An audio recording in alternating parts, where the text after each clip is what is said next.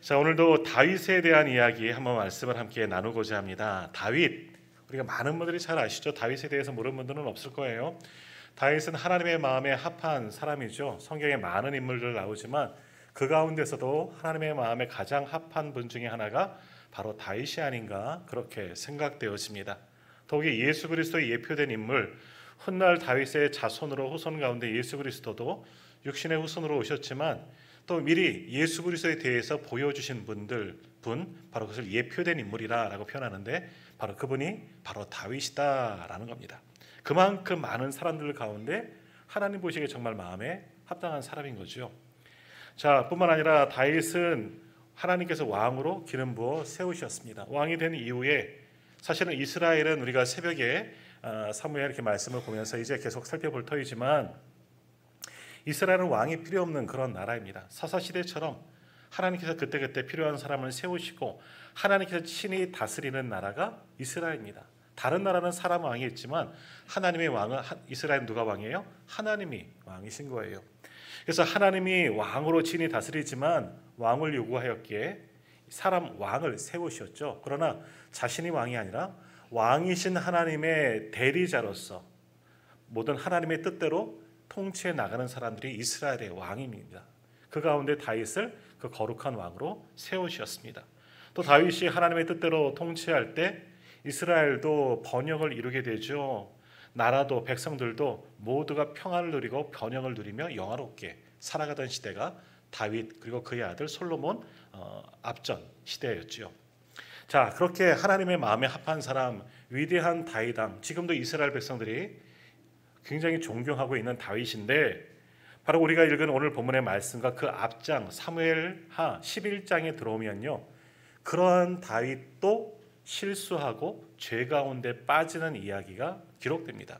뭐 이런 모든 것들을 보면서 야, 사람은 별 수 없구나. 다윗은 나보다 뛰어난 사람이고 하나님의 마음에 합한 사람인 걸 인정하지만 그러나 역시 다윗도 사람이었구나, 범죄할 수밖에 없구나 하는 것을 깨닫게 됩니다.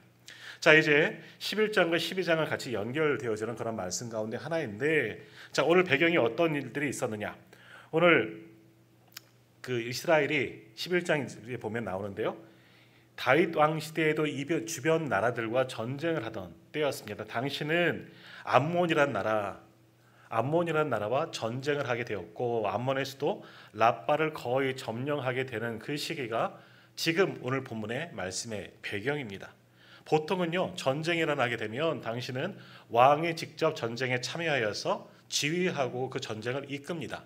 근데 이번에는요, 이전까지는 그랬는데 11장에 나오는 그 전쟁에는 다윗이 이 전쟁 가운데 참여하지 아니하고 군사령관 요압만 보내고 자기는 왕궁에 남아 있습니다. 여기에서부터 복선이 일어나는 거죠. 무언가 일이 벌어지겠구나 하는 것을 암시하게 됩니다. 그도 그럴 것이 그렇게 왕궁에 머물러 있으니 한가한 거죠. 나라는 전쟁은 일어났지만 거의 이길 전쟁이고 하나님께서 함께 하셔서 나라가 태평하니 왕도 한가한 겁니다. 그래서 그날따라 왕궁 옥상을 거닐다가 한 여인을 보게 됩니다. 먼 곳에서 한 여인을 발견하게 되었는데 또 사람들이 보여지는 그 앞에서 왜 목욕을 할까? 목욕하고 있는 여인을 보게 된 겁니다. 그래서 수소문에서 전령을 보내서 저 여인을 데리고 오라 해서 결국 그 여인과 동침하게 됩니다. 근데 그 여인이 누구냐? 자신의 부하 장수 우리아라는 장군의 아내인 거예요. 유부녀인 거죠. 그리고 부하 장수의 아내인 겁니다. 불륜을 저지른 겁니다. 결국 다윗이 이 일을 무마하기 위해서 전장터에 나가 있는 부하 장수 우리아를 오게 합니다. 군사령관 요압에게 편지를 보내서 그 우리아를 데리고 오게 하고 우리아를 그 밤에 그 자기가 범한 밧세바와 동침하게 만들 거죠. 자신의 흔적을 없애게 하기 위해서. 자, 그런데 우리아는 충성스러운 군인이에요. 집에 들어가지 않습니다. 그렇게 며칠 밤을 보내다가 밖에서 보내다가 집에도 들어가지 아니하고 다시 전쟁터로 가게 되는 거죠. 그렇게 가게 될 때 다윗이 편지를 써서 요압에게, 군사령관 요압에게 보내게 됩니다. 어떤 편지를 썼느냐? 우리아는 몰라요. 그 내용은 그렇습니다. 우리아를 전쟁 가장 위험한 곳에 보내라는 거예요. 그래서 결국 죽게 만들라는 거죠. 왜? 자기에게 왕이 다윗에게 흠이 생겼으니까 이 우리아를 죽이려고 하는 그런 살인 교사를 다윗이 하게 된 겁니다. 결국 우리아는 전쟁터로 나가서 싸우다가 맨 앞에서 싸우다 결국 죽게 됩니다. 이제 우리아가 죽게 되니까 우리아의 아내 밧세바는 남편의 장례를 치르고 결국 다윗의 후궁으로 들어오게 되는 거죠. 그리고 다윗의 아들을 낳게 됩니다.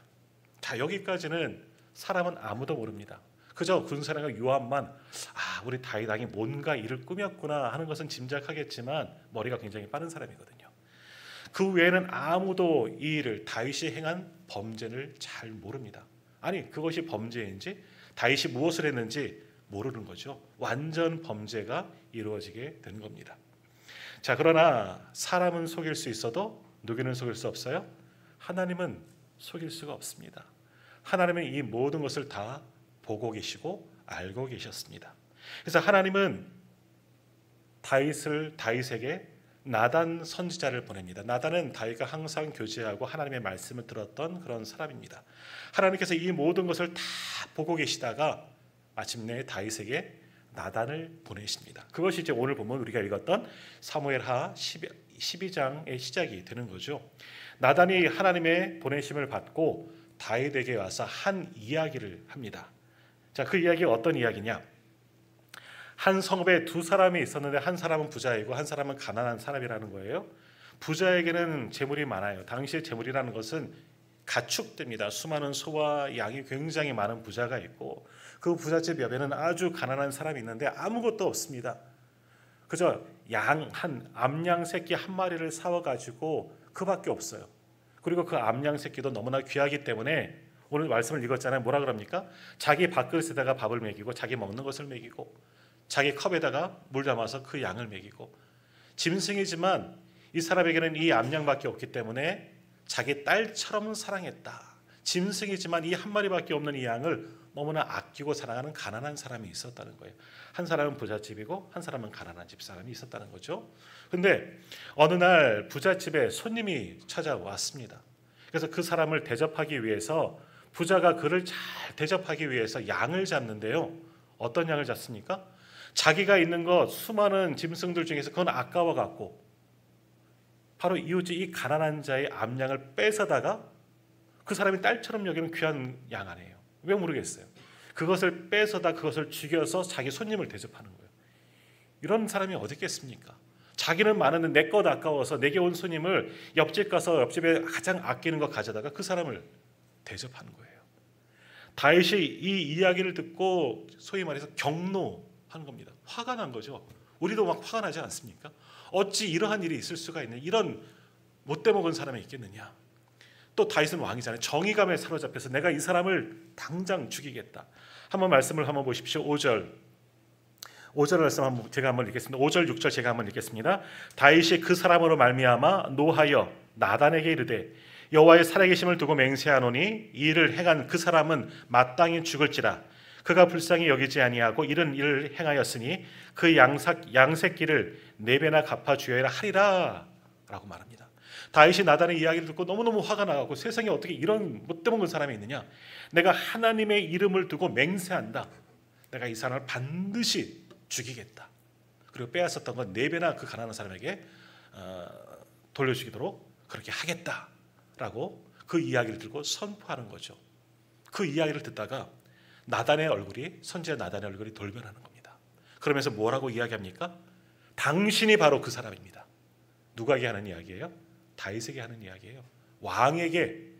일개 신하가 선지자이긴 하지만 백성들 아닙니까? 일개 백성이 당시 왕에게 당신이 그와 같이 못돼 먹은 사람입니다. 왕의 면전에 대고 소리치는 거예요. 한번 말씀을 보세요. 조금 길게 한번 읽겠습니다. 7절부터 10절까지 우리 한번 같이 읽도록 할까요? 7절에서 사무엘하 12장 7절에서 10절까지 우리 한번 같이 읽겠습니다. 나단이 다윗에게 이르되 당신이 그 사람이라. 이스라엘의 하나님 여호와께서 이와 같이 이르시기를 내가 너를 이스라엘 왕으로 기름 붓기 위하여 너를 사울의 손에서 구원하고 내 주인의 집을 내게 주고 내 주인의 아내들을 내 품에 두고 이스라엘과 유다 족속을 내게 맡겼느니라. 만일 그것이 부족하였을 것 같으면 내가 내게 이것저것을 더 주었으리라. 그러한데 어찌하여 내가 여호와의 말씀을 업신여기고 나 보기에 악을 행하였느냐. 내가 칼로 햇사람 우리아를 치되 암몬 자손의 칼로 죽이고 그의 아내를 빼앗아 내 아내로 삼았도다. 이제 내가 나를 업신여기고 햇사람 우리아의 아내를 빼앗아 내 아내로 삼은즉 칼이 내 집에서 영원토록 떠나지 아니하리라 하셨고. 아멘. 하나님이 다 알고 계셨어요. 그래서 나단을 통해서 한 이야기를 들어서 돌려 말하시다가 다윗이 화내는 것을 보고 나단을 통해서 말씀하시죠. 네가 그 못돼 먹은 사람이다. 네가 그 패역한 사람이다. 하나님이 말씀하시는 거예요. 그래서 뭐라고 말씀하셨습니까? 하나님도 그동안 다윗의 모든 것을 보고 흡족하셨지만 이 악행을 보고 참으시다가 마치 속사포처럼, 제가 지금 천천히 읽었지만 마치 랩하듯이 다윗에게 막 쏘아 붙이시는 거예요. 나단을 통해서. 내가 너를 얼마나 사랑하였는지 아느냐. 내가 지금까지 많은 은혜를 베푸셨고 수많은 사람 중에서 너를 왕으로 세우셨고 또 모든 권세를 주셨는데 없었다면, 부족함이 있다면 내가 이것저것 너에게 더하여 줄 것인데 너는 어떻게 내 말을 업신여기고 하나님을 업신여기고 이와 같은 악을 행하였느냐. 어찌 내가 내 부하 우리아의 아내를 빼앗았느냐. 그를 죽이고 왜 그를 강탈하였느냐. 내가 악하였도다. 하나님께서 숨도 쉬지 못하게 다윗에게 막 퍼붓고 계시는 거예요. 다윗은 그 말을 듣고 얼마나 부끄러웠겠습니까? 낯이 뜨거워 견딜 수가 없었습니다. 그래도 다윗이 그래도 괜찮은 사람이에요. 만약 우리가 왕이었다면 어땠을까? 많은 사람들이 혹시 이 말을 들었다면 얼마나 부끄러웠을까? 나단을 벌했을 거예요. 지금 나에게 무슨 짓을 하는 거냐? 왜 나를 모함하느냐? 오히려 나단이 해를 당할 수도 있었겠지만 다윗은 그래도 괜찮은 사람이에요. 나단을 통해서 전한 그 말이 나단 한 사람의 이야기가 아니라 누구의 말씀이에요? 하나님의 말씀인 거예요. 나단을 통해서 주시는 그 말씀을 하나님의 말씀으로 다윗은 받아들입니다. 그래서 다윗이 뭐라고 이야기합니까? 13절 한번 보십시오.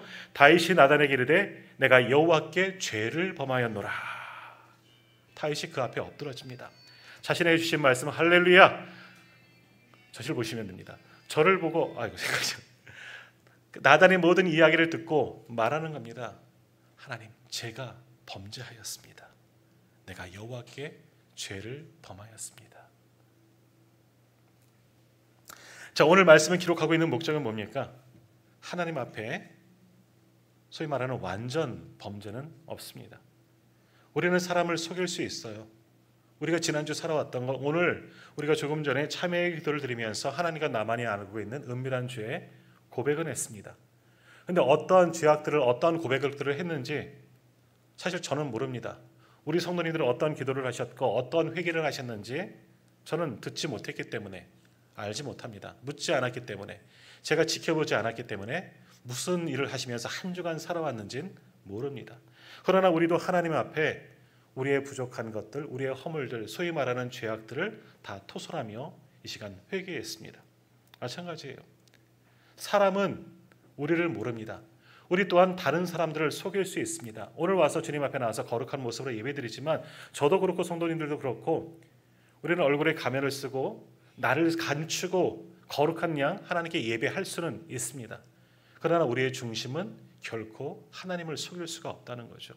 한 주간 죄 가운데 거하다가 오늘 거룩한 옷을 입고 거룩하게 예배한다고 해서 정말 그것이 우리의 모든 죄가 감추어졌느냐? 아니에요. 내 주변에 계신 분들에게는 감추어졌을지라도 하나님은 속일 수 없습니다. 하나님은 모든 것을 다 보고 계시고 알고 계시는 분이 바로 하나님이신 줄 믿습니다. 우리가 지난주 시편 14편의 말씀을 보았습니다. 말씀의 제목이 뭐였습니까? 어리석은 자입니다. 네, 어리석은 자, 그죠? 어리석은 자는 마음에 이르기를. 네, 시작했죠.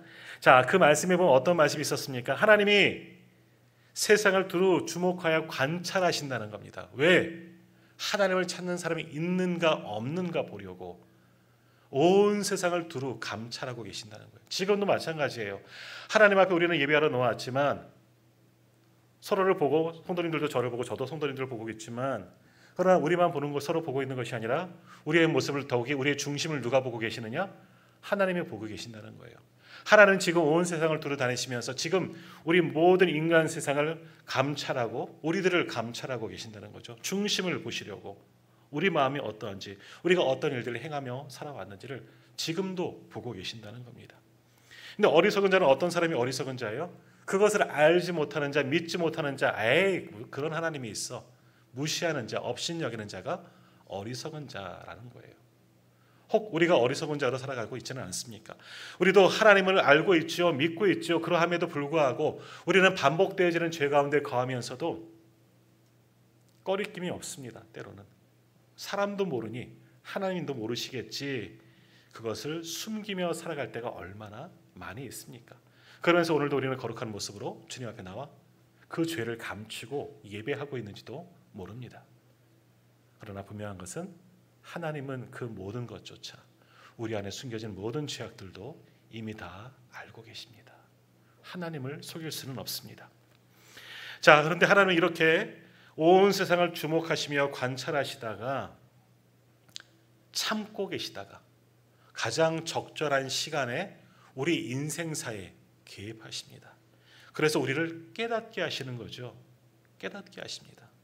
그것이 때로는 여러 가지 고난으로, 또는 질병으로, 또는 사람들을 통해서 여러 가지 상황 속으로 우리를 깨닫게 하셔요. 또는 예배를 드리다가 말씀을 통해서 나를 깨닫게 하실 때가 있습니다. 내 인생에 개입하시는 거예요. 하나님께서 나에게 말씀하시는 거예요. 근데 여기서 중요한 거예요. 두 가지로 나눠지게 되는 겁니다. 지난주 말씀 잘 기억해 보십시오. 어리석은 자들은 그런 하나님의 말씀을 듣고도, 말씀을 깨닫고도 무시하는 사람들이 어리석은 자들인 거예요. 가망성이 전혀 없는 사람들이죠. 결국 그 끝은 멸망의 길이 되는 겁니다. 그러나 괜찮은 사람은 뭐예요? 우리들이죠. 우리의 죄를 자복하는 겁니다. 하나님 앞에, 하나님 전에만 돌아와도 우리의 죄가 보여지는 겁니다. 우리 참여합시다. 지금까지는 모르고 있다가 하나님 앞에 엎드려 기도하는 순간, 내 죄가 보여지고 나의 허물이 보여지고 내 부끄러운 모습들이 보여져서 하나님 앞에 지금 우리는 참여하지 않았습니까? 그러면 괜찮은 거예요. 어리석은 자가 아니다라는 겁니다. 하나님은 그렇게 우리 인생사의 가장 적절한 타이밍에 개입하십니다. 우리로 깨닫게 하십니다. 그때 우리는 돌아서야 하는 겁니다. 그 돌아서는 게 뭐예요? 그게 바로 회개인 겁니다. 하나님의 말씀을 듣고, 하나님의 말씀하심을 듣고, 깨닫게 하심을 느끼고 돌아서는 것, 내 죄를 자복하는 것, 그것이 진정한 회개이죠. 그러면 하나님은 용서하십니다. 어떤 분들 가운데 그런 분들이 있어요. 내가 죄 가운데 거하고 회개도 안 했는데도 나 괜찮더라. 그런 분들이 있어요. 세상에서 여러 가지 범죄를 하고 세상 사람들이 주목하는 범죄, 또 하나님 앞에 죄를 범하고서도 하나님 나에게 아무렇게도 아무런 해도 안 주셨더라. 여전히 죄 가운데 살아가는 사람들이 있는 거예요. 그러면 하나님이 안 계셔서, 그를 알지 못하셔서 그가 어떤 화를 당하지 않는 것일까? 아니죠. 하나님이 참고 계시는 겁니다. 기다리시는 겁니다. 하나님이 그 사람의 인생에 개입하시는 것이 오히려 무서운 일인 거예요. 그러니까 아무런 일이 내게 없다고 괜찮은 게 아닙니다. 우리의 삶에 아무 문제가 없고 아무리 허물이 없고 아무리 평안하다고 해서 문제가 없는 게 아니에요. 오히려 그게 위기일 수가 있다는 거예요. 하나님의 개입하시면 더 큰 위기가 우리도 생길 수가 있는 거예요. 그러나 하나님이 우리 인생에 개입하셨을 때 나를 깨닫게 하셨다면, 내 죄된 모습이 돌아보게 하셨다면 엎드리면 돼요. 엎드리면 괜찮은 거예요. 그러면 하나님은 사랑이 풍부하신 분이라 그렇게 뒤늦게 회개하더라도 우리를 용서하시는 줄 믿습니다. 오늘 다윗이 그렇습니다. 다윗의 인생 지금 하나님 개입하신 거예요. 참고 하시다가 하나님 나단을 통해서 다윗의 인생에 개입하셨습니다. 사실 다윗은 나단이 올 때도 웃는 얼굴로 아무 일 없었다는 듯 나단을 맞이했을 거예요. 무슨 일로 오셨습니까? 무슨 하나님이 말씀하실 것이 있으십니까? 자기 일은 전혀 모를 것이다. 아무도 모르기 때문에 다윗도 그것을 인지하지 못했었을 거예요. 그러나 하나님이 다윗의 인생에 개입하신 겁니다. 나단을 보내셔서 꾸짖으십니다. 그리고 깨닫게 하시죠. 당신이 그 사람이다. 네가 그렇게 못돼 먹은 사람이다. 네가 죄인이다. 하나님 말씀하시는 거예요. 근데 다윗은 어떻습니까? 그 말씀을, 나단을 통한 말씀을 하나님의 말씀으로 받아들입니다. 그것이 은혜예요. 오늘 우리에게도 하나님은 말씀하십니다. 여러 가지 모양으로 말씀하십니다. 지금도 우리에게 말씀하십니다. 그러나 그 말씀을 듣고도 깨닫지 못한 사람은 어리석은 자가 되는 것이고, 그 말씀을 듣고 깨닫는 사람은 내가 죄를 범하였구나, 내가 하나님 앞에 부끄럽게 살아왔구나. 그것을 깨닫는 사람들, 그러한 실존, 그러한 사람들은 가능성이 있는 사람이에요. 깨닫는 것도 은혜인 줄 믿습니다. 자, 오늘 다윗을 한번 보십시오. 13절 우리 한번 같이 한번 읽어볼까요? 13절 말씀 같이 읽겠습니다. 다윗이 나단에게 이르되 내가 여호와께 죄를 범하였노라 하매 나단이 다윗에게 말하되 여호와께서도 당신의 죄를 사하셨나니 당신이 죽지 아니하려니와. 아멘. 뭐라고 말씀합니까? 다윗이 나단을 통한 이야기를 듣고 내가 죄인이었습니다, 내가 잘못했습니다, 이렇게 고백한 거예요. 그런데 하나님이 나단을 통해서 뭐라고 말씀하십니까? 여호와께서 당신의 죄를 사하셨나니 당신이 죽지 아니하리라. 하나님이 용서하셨습니다. 하나님이 생명을 주셨습니다. 만일 반대면 뭐겠습니까?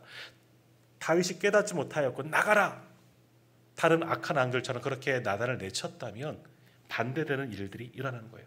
하나님께서 다윗을 용서하지 않으시고 그의 생명을 뺏어 가시는 거예요.